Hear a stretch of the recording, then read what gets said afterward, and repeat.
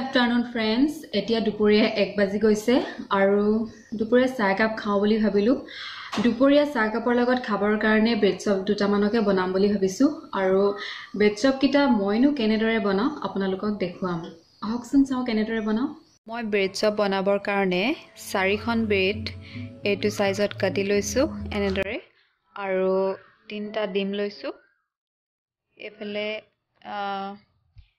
অলপ সৰু সৰুকে পিয়াজ জলকীয়া দুটা এয়া নিমখ জালুকৰ গুড়া আৰু এপিনে ধনিয়া অলপ কাটি ললো।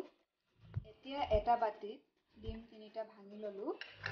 তাৰ পিছত এতিয়া পিয়াজ জলকীয়া কাটি থোৱা বস্তুকেইটা ইয়াত মিলাই দিম আৰু মিলাই দিয়াৰ পিছত অলপ ঘুলি ল'ব লাগিব।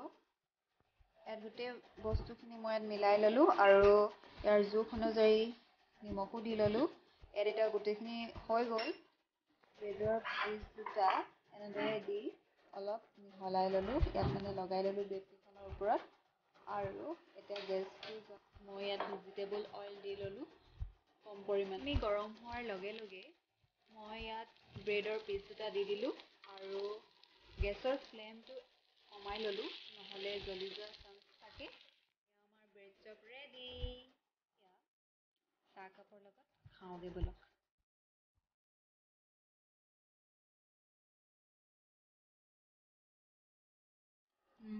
টেষ্টি। মোৰতো খাই খুবেই ভাল লাগিছে।